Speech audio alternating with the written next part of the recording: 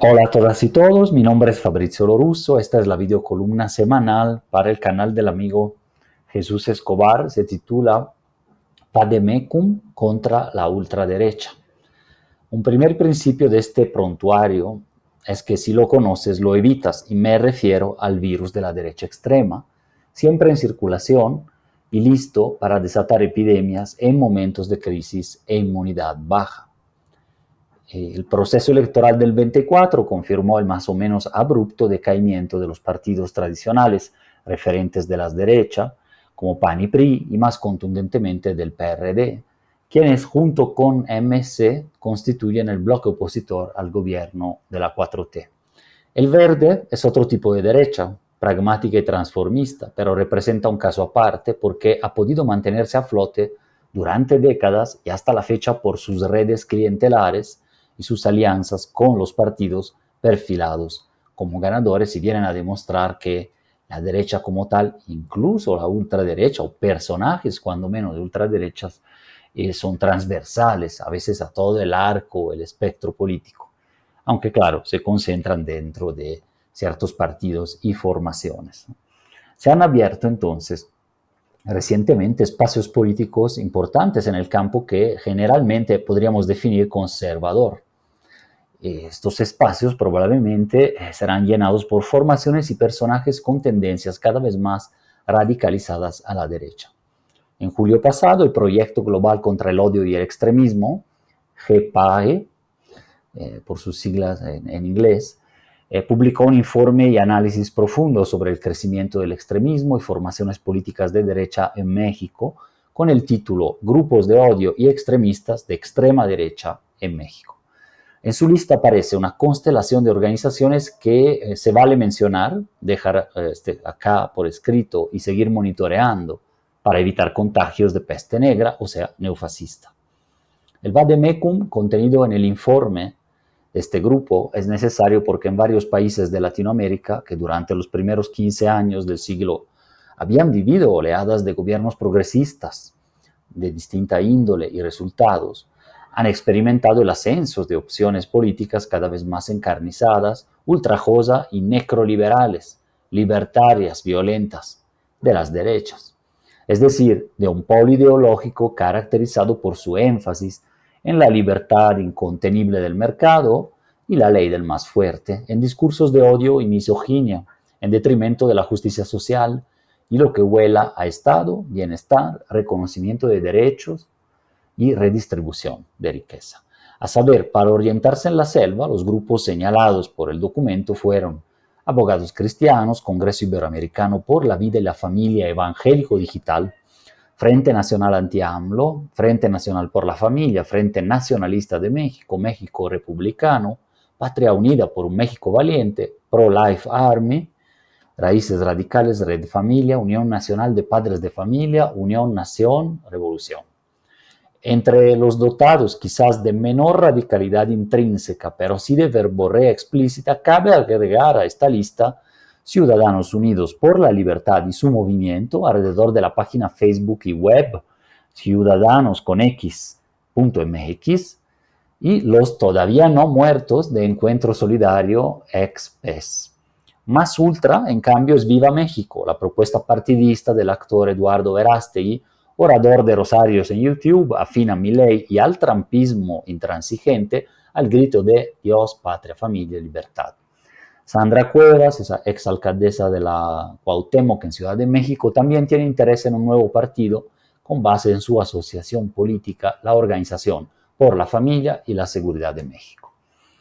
Si la historia latinoamericana es maestra, entonces conviene echar un ojo atento a estos experimentos, nuevas iniciativas y repechajes de idearios y personajes rancillos, incluyendo a la ex candidata Xochitl Gálvez, con los remanentes de la marea rosa y, más preocupantemente, a magnates perturbadores y odiadores profesionales como Claudio X González en decadencia y en ascenso político tal vez, el tío Richie Salinas Pliego. Este último, al anunciar en redes su encuentro con el argentino Javier Milei en la conferencia regional de CEPAC, ¿no? Otra organización de extrema derecha, el pasado 29 de noviembre declaró, cito, que hay que dar la batalla con ideas y regresar a los zurdos de mierda a la alcantarilla por donde salieron. Así dijo, y que los jóvenes de América Latina se merecen un mejor futuro y vale la pena dedicarle el tiempo. Así de noble es el nivel de sus ideas y batallas. Muy inquietante, en mi opinión, es también México Republicano, partido político binacional basado en Chihuahua, con militancias estadounidenses y mexicanas y muchas historias de extremismo, activismo anti-LGBTQ y más, además de ser un apoyo de CEPAC México, Conferencia Política de Acción Conservadora, en inglés Conservative Political Action Conference. Cito, queremos defender la vida desde su propia concepción, las libertades, la propiedad y queremos defender a la familia. Si esos son los principios, eso significa la extrema derecha. Eso es lo que somos, declaró a prensa Juan Carlos Hernández Mendoza, presidente del Comité Ejecutivo Estatal. El líder del partido, México Republicano, Juan Iván Peña Neder, ex funcionario de Segob con Calderón, en 2013 fundó la organización clandestina México Despierta, filofascista y antisemita, a favor de la supremacía aria y la esterilización de los indígenas. Y hoy afirma representar a empresarios supuestamente atemorizados por el gobierno de izquierda. Las mismas descripciones pueden acoplarse a los socios internacionales de esta constelación dispersa políticamente, pero unificada más que nada en el antiobradorismo en México y el combate a los derechos a nivel internacional. Estos aliados se asientan en Estados Unidos y España principalmente, como por ejemplo el partido franquista xenófobo español Vox, que ha hecho ya varias incursiones y construye vínculos en toda América Latina, o las redes de la estadounidense CEPAC ya mencionada y el Atlas Network, la que tiene como objetivo esta última promover políticas económicas de libre mercado en todo el mundo. Y bueno, justo en España, justo en la semana, una noticia y muy comentada que salió, pues fue la presencia justamente de Calderón y Ciro Gómez Leiva con la Fundación Neos, hacia otro grupo ultras, de ultraderecha, en un encuentro casi del título ridículo y paradójico, ¿no? España, México, amigos para siempre, telenovelesco, pero que sí tuvo impacto por allá más que por acá. Y vale la pena meter en esta videocolumna como listado de estos terrores que estoy enumerando acá. Verástegui y compañía son sendos frecuentadores también de las actividades de Red Política por los Valores, en inglés Political Network for Values, que es una plataforma global de representantes políticos y líderes a nivel mundial que promueven y defienden activamente los valores de la familia, la vida y la libertad. Y ahí nada nuevo, pero presidida por José Antonio Cast, fundador del Partido Republicano Chileno y ex candidato presidencial hiperderechista en aquel país. Son muchos factores históricos, políticos y sociales que facilitaron este cierto resurgimiento de estos grupos ultras en el país, entre ellos, desde luego, la existencia y persistencia de gobiernos emanados de fuerzas de izquierda a los que se oponen, el apoyo que reciben de organizaciones similares y millonarias en el exterior, y la decadencia de las opciones políticas tradicionales dentro de las mismas derechas, entre el ya quemado neoliberalismo, el conservadurismo social regresivo, el globalismo entreguista y la venia antiderechos. El informe mencionado arroja luces sobre estas reconfiguraciones. Primero, los grupos de extrema derecha con ideologías anti-LGBTQ+,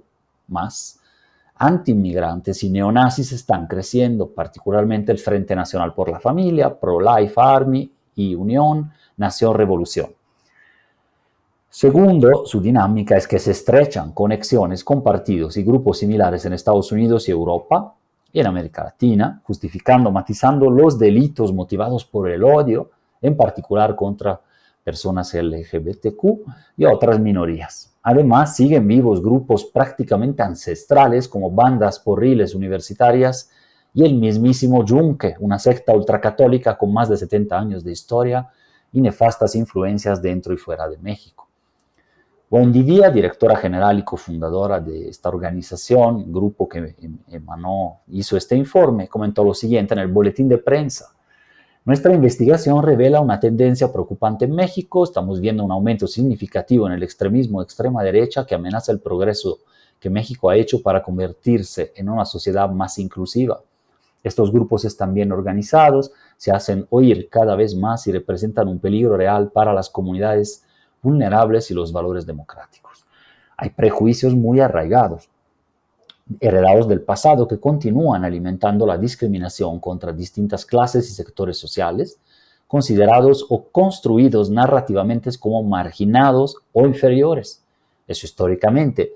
Y que se capitalizan y movilizan estos sectores